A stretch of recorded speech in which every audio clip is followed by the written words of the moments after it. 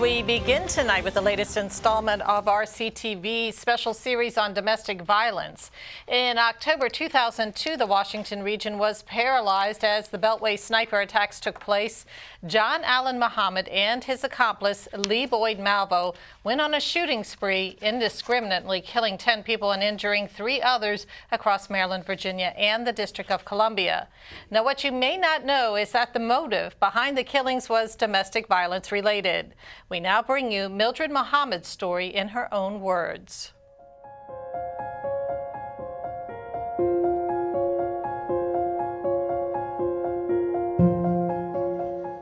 I am Mildred Muhammad. I have become an international speaker on the issues of domestic violence. I came to be about that by my ex-husband, who was John Allen Muhammad, the DC Sniper. Most people don't know that that whole situation was a domestic violence child custody issue.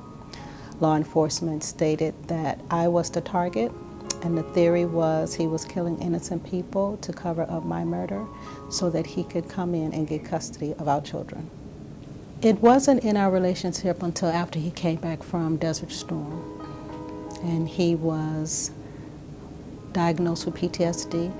I noticed that he had a significant change in his behavior when he returned. Prior to that, he was jovial, life of the party. Everybody wanted to be around him. He was a really fun person to be around. But when he got back, he was distant. He didn't want to engage in conversation. He was isolating himself.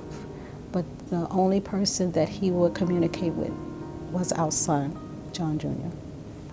I received a lifetime restraining order, but we had to have visitation with our children.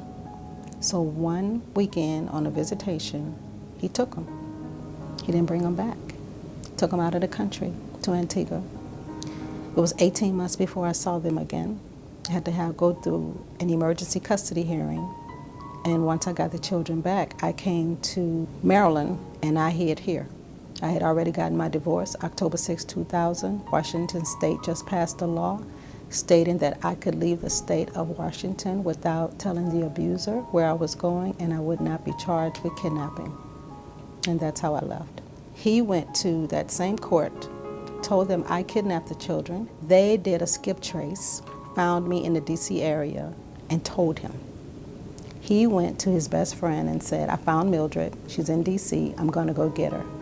In the midst of the shootings, that best friend called the FBI and said, I don't know anything about your case, but you may want to look at John Allen Muhammad. His ex-wife is in the area, and he may be there to hurt her.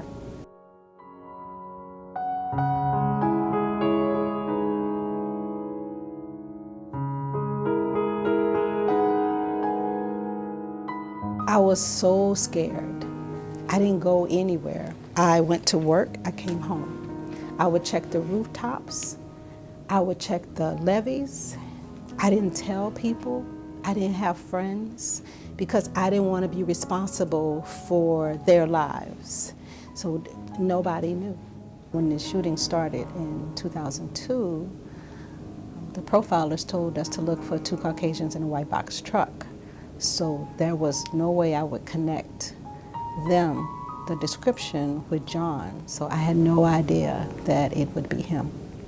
When it first happened, I secluded myself and my children because I needed to heal or help my children to heal. That was my primary focus at the time. And then once they were okay, then I asked them if it was okay that I would go out and help other women or victims by talking about their dad. And they say, Mom, as long as you tell the truth, then we're okay. Some victims or people feel that victims will never heal from the abuse that they suffered, and that's not true. It's a long journey, it's a painful journey, but ultimately you can get over it. I did. And stay tuned throughout October as CTV brings you more stories to highlight Domestic Violence Awareness Month.